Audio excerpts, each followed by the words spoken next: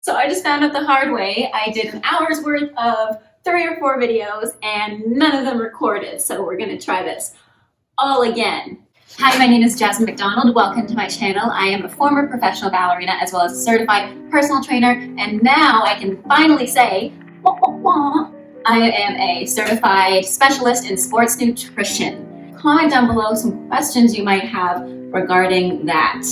Today's video is going to be a little girly chit chat. This was requested by one of my lovely subscribers, so I will be fulfilling that request today. If you do not like this kind of girly content video, click here. You'll probably like that a little bit more. Without further ado, I have a couple questions. All of these questions relate to ballet. I'll be trying to answer these as best as I can from a professional ballerina's perspective. Question numero uno, dating. Okay, this one's a fun one.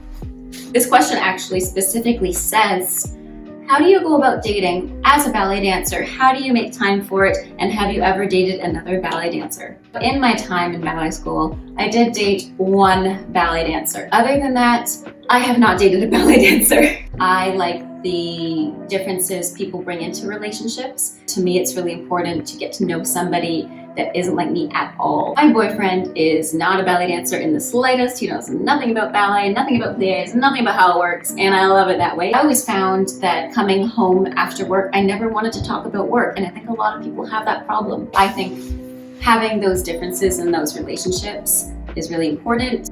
In my company scheduling, we worked from Tuesdays to Sundays. We had no weekends. It sucked. If you're a ballet dancer or you're dating a ballet dancer, you know how tiring ballet is, or dancing. We would finish at 10 or 11 o'clock at night. We just want to sleep all the time. I swear to God, all ballet dancers just do is sleep in their free time. You're performing, you're pushing your body to its absolute limits. Dating takes energy. To meet somebody, to talk to somebody, to have a conversation. It's taxing to date. If you are dating somebody that is a ballet dancer and you are a ballet dancer, please let me know how that is, because I have never dated a professional ballet dancer in my professional ballet career. And I imagine there would be a sense of camaraderie because you're doing performances together and it would be really sweet to work together, but at the same time, people always say you shouldn't work with your significant other. It's nice to hear about other professions, hear about other interests, hear about other careers, because you can get so wrapped into your own career as a ballet dancer. It's almost like a little bubble. It's nice to get out of the bubble and to talk to normal people. Ballet is not an all. You are human first and ballet dancer second. Whoever needs to hear that, you need to hear that. Remember that this career is short, this dream is short. Life can also go so fast. People will make time for you if they care about you enough. It's nearly impossible these days to live up to every single standard, whether the standard is settling down fast or trying to get to the top of your career. Remember to live your life to your fullest, and if you have a crazy weird schedule right now where you only have one day off in the week, people will make time for you.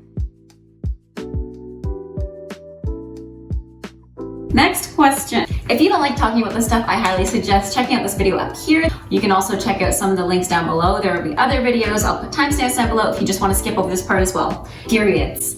How do you deal with having your period as a professional ballet dancer, and what do you do when you get it out of the blue? If you have symptoms and they're kind of debilitating you, I would suggest talking to your doctor. Try to drink a lot of water. I just say that as a rule of thumb, drink a lot of water if you know that it's coming soon or if you're on your period, because that'll help you alleviate cramps. You don't want to limit any macronutrients during that time, so I wouldn't change anything about your diet. Eucalyptus and mint tea. As a dancer, I always had a secret stash every single place that I went. So I always had a stash in my dance bag. I always had a stash in my locker. I always had a stash in my apartment, like 3 or 4 stashes. You always just ask your friends, your girlfriends.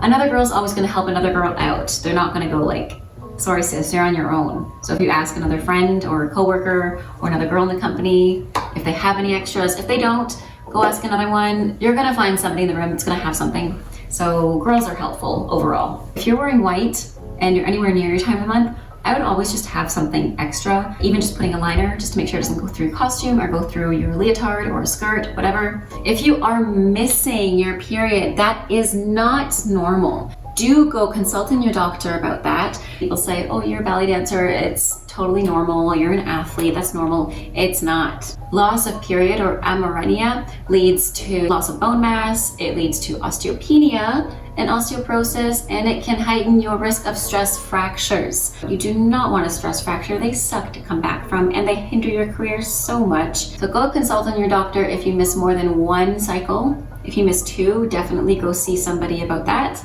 and make sure that you are eating enough and drinking enough. Even if you feel bloated, it doesn't matter. We all think there's a spotlight on us. We all think everybody's looking at us, but everybody thinks the same thing, so nobody's really looking at you.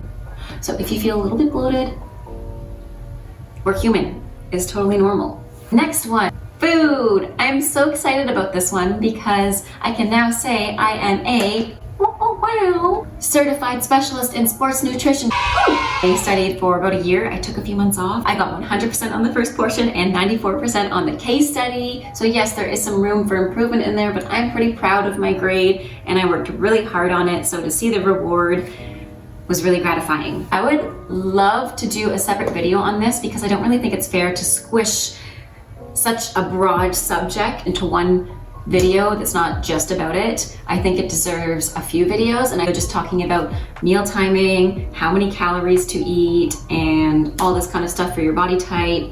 So I will do a separate video for that. Comment down below if you have any specific questions. Dancers need to eat anywhere from 5 to 6 meals a day. That's breakfast, snack, lunch, snack, dinner, snack, maybe another snack around there. That was all of them, right? But you definitely need to eat. It is a myth that ballet dancers do not eat. It's not a myth that they don't, because there are a lot of ballet dancers that are still outdated mindset that you need to be stick thin.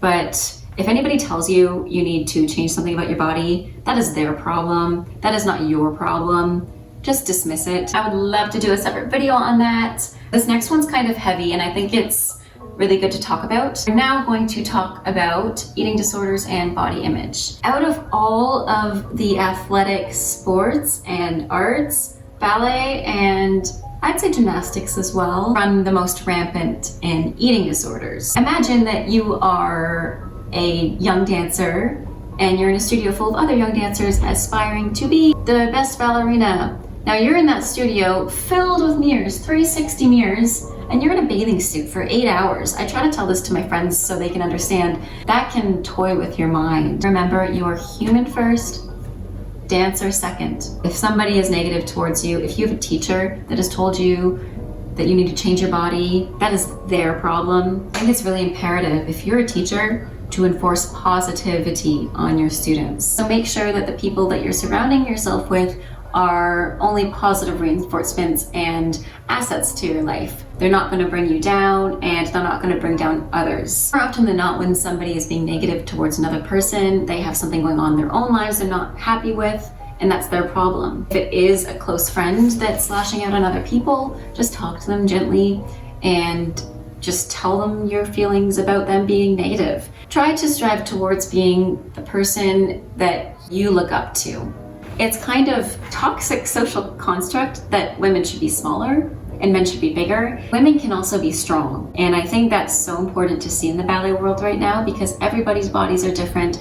And the only way to sustain this dying art form is to include everybody. So to all the people that are saying, yeah, but if we get rid of the classics, then we're killing the ballet. No, the ballet world isn't being killed because we're getting rid of toxic narratives. The ballet world is getting killed because people don't feel that they're included. It's okay if people are different, because in this day and age, every little girl and every little boy and every person in the world wants to see themselves in their role models. So if you are struggling, please go talk to somebody, talk to your counselor, talk to your teacher, talk to your friends. If you can't talk to anybody, go find help if you can. If you can't find help, you can always talk to me. You can send me a message. I will leave my email down here. You can send me a message if you have any questions.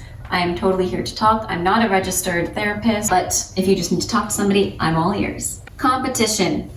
There's going to be competition.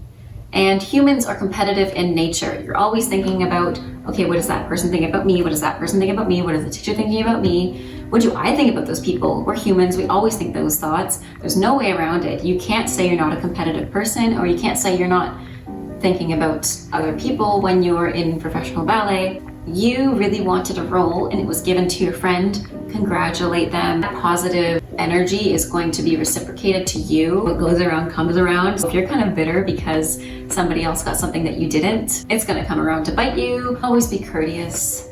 Give people the appreciation that they deserve. What's the end goal in life anyways?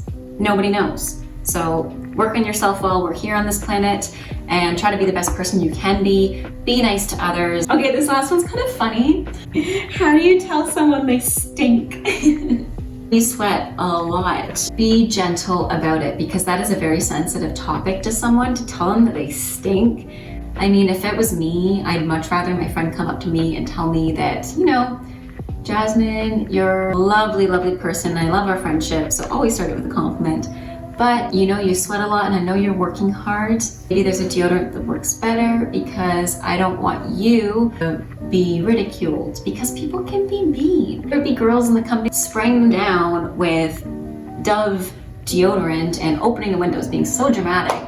If you're that person, reevaluate how you handle situations. If you're really that bothered that someone's a little bit stinky because they're sweating, or maybe they can't help it, maybe they have a gland disorder, whatever, really reevaluate yourself. You're wasting your own energy. It takes a lot of energy to be an angry person and to be a rude person. So reevaluate how you're using your own energy. If you're getting bitter and talking poorly about somebody because there's something like that they're a little bit stinky, go to them face to face. They're going to appreciate that more if it's coming from you. And if you're going to them in a genuine way, they're going to be genuine back. If you come to that person and say, oh my gosh, you reek, and spray them or something dramatic, right?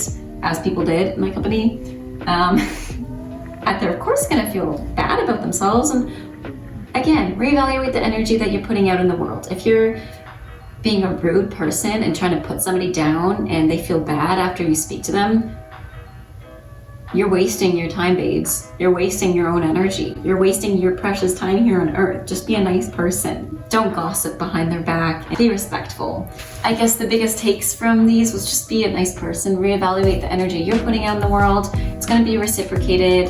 What goes around comes around. If you would like more content like this, comment down below, subscribe to see my next videos. I post every Tuesday and Thursday. Thank you so much for watching. Have a great rest of your day and take care. Bye now.